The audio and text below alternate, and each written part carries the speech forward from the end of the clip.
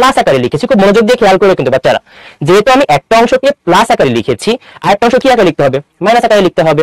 তো দেখো এখানে যেহেতু এইচ প্লাস আছে, এখানে দিব আমি সিএল মাইনাস। এখানে দেখো দুইটা এইচ প্লাস আছে না, এইচ প্লাস মানে একটা প্লাস কে বা 1 কে যদি আমি 2 দ্বারা গুণ করে দেই, টোটাল কত আছে এখানে 2 প্লাস হয়েছে। বিষয়টা বুঝছো, এই টোটালটা মিলে কিন্তু আলটিমেটলি 2 প্লাস তৈরি করবে, তাই না? যেহেতু এখানে 2 প্লাস, তাই এখানে হবে হচ্ছে 2 মাইনাস। এর নাম হচ্ছে সালফেট আয়ন। তাই এটা লিখে দেই, এই জিনিসটার নাম হচ্ছে সালফেট আয়ন। তারপর দেখো এখানে যেহেতু প্লাস একটাই আছে, এখানে মাইনাস একটাই থাকবে, এখানেও প্লাস একটা আছে, মাইনাস একটাই থাকবে, আর সবার মাঝখানে আমি একটা জাস্ট প্লাস সাইন দিয়ে দিব। আচ্ছা, এটা হচ্ছে আমাদের ওভারঅল জলীয় দ্রবণে কোনো কিছুকে লেখার নিয়ম। আমি টোটালটাকে রিক্যাপ করছি, বাচ্চারা খুব মনোযোগ দিয়ে কমেন্ট বক্সে লিখে দাও, কমেন্ট বক্সে সব লিখে দাও। আমি আগে রিক্যাপ করা শেষ করবো, তোমরা লিখে নিবা, তারপর তোমাদের থেকে কোশ্চেন আমি নিব। হ্যাঁ, সমাধান সব কোশ্চেন আমি নিব, বাট আগে হচ্ছে যেটাকে বুঝিয়ে নেই আমরা। খেয়াল করো, খুব মনোযোগ দিয়ে খেয়াল করতে হবে। প্রথমে হচ্ছে চারটা এসি আছে আমাদের, HCl, H2SO4, HNO3 and CH3। আগে হচ্ছে জিনিসটাকে বুঝিয়ে নেই আমরা, খেয়াল করো, খুব মনোযোগ দিয়ে খেয়াল করতে হবে। প্রথমে হচ্ছে চারটা অ্যাসিড আছে আমাদের, HCl, H2SO4, HNO3 and CH3 সেটা বলো H। নামগুলো মুখস্থ রাখতে হবে সবাইকে। HCl দ্বারা বোঝানো হয় হচ্ছে হাইড্রোক্লোরিক অ্যাসিড, H2SO4 দ্বারা বোঝানো হয় সালফিউরিক অ্যাসিড, HNO3 দ্বারা বোঝানো হয় হচ্ছে নাইট্রিক অ্যাসিড, আর CH3 সেটা বলো H, এর দ্বারা বোঝানো হয় ইথানোয়িক অ্যাসিড, যার অপর নাম হচ্ছে ভিনেগার। এই নামগুলো না মাঝে মাঝে আমাদের পরীক্ষাতে চলে আসে ডিরেক্ট।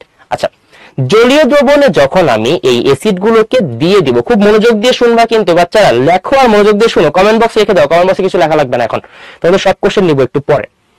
এখানে একটা এইচ আছে, স্যার দিয়ে দিলাম একটা এইচ। এখানে দুইটা এইচ আছে, তাই না?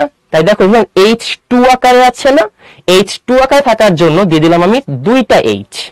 এখানে কয়টা এইচ আছে? একটা এইচ আছে, দিয়ে দিলাম আমি একটা এইচ। এখানে কয়টা এইচ আছে? একটা এইচ আছে, দিয়ে দিলাম আমি একটা এইচ। দেখো আমাকে দেখতে হবে, তোমরা বলতে পারো ভাইয়া এখানে তো চারটা এইচ ছিল। দেখো বাচ্চারা, যখন আমরা হচ্ছে অ্যাসিডের ক্যালকুলেশনটা করব, আমরা দেখব একদম প্রান্তে কয়টা এইচ আছে। এই এইচটা তো মাঝে আছে, তাই না? এই এইচটা কিন্তু ক্যালকুলেশনে আসবে না। তো মনে রাখো জিনিসটা, আমাদের অনেকেরই হয়তো অনেকে কনফিউজড হয়ে গেছে যে ভাইয়া এখানে তো চারটা এইচ ছিল, আপনি একটা এইচ কেন লিখছেন? আমি আবারও বলছি, যখন আমরা অ্যাসিড কে কাউন্ট করব, আমরা অলওয়েজ হচ্ছে প্রান্তে যে এইচটা আছে না, একদম সাইডের এইচটাকে কাউন্ট করব, মাঝখানের এইচ কে কখনো কাউন্ট করা হবে না। এটা মনে রাখতে হবে। হ্যাঁ, আচ্ছা খেয়াল করো, প্রান্তে কিন্তু এইচ আছে একটা, তাই এখানে একটা এইচ দিয়ে দিচ্ছি। দেখো এইচ এর উপরে অবশ্যই প্লাস সাইন হবে, কারণ এইচটা হাইড্রোজেন প্লাস আয়ন আকারে বের হয়ে যায়। সো এখানে এইচ প্লাস, এখানে দুইটার জন্য 2H প্লাস, এখানেও এইচ প্লাস, এখানেও এইচ প্লাস। এবার যেটা করছি আমরা, আমাদের এইটা লেখার পরে দেখতে হবে এইচ এর বাদে আর ছিলটা কি। এখানে Cl ছিল, সো এখানে Cl লিখে দিচ্ছি। এখানে SO4 ছিল, সো এখানে SO4 লিখে দিচ্ছি। এখানে NO3 ছিল, তাই এখানে NO3 লিখে দিচ্ছি।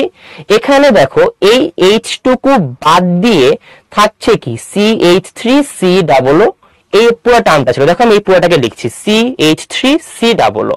দেখো যেহেতু এখানে একটা প্লাস আছে, তাই এখানে একটা মাইনাস সাইন, প্লাস আর মাইনাস মিলে কিন্তু একে অপরকে নিউট্রাল করে ফেলবে।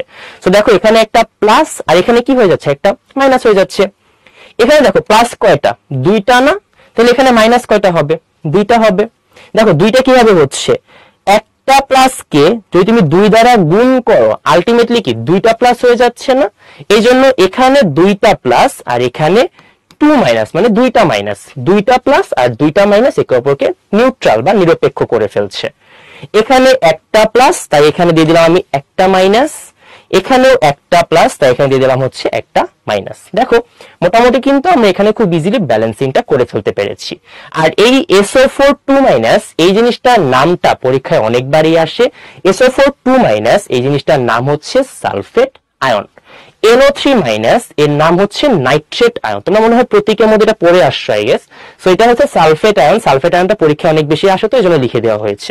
আচ্ছা, এখন তোমরা আমাকে বলবা সবাই লিখছো কিনা এবং কারো কোনো কোশ্চেন আছে কিনা।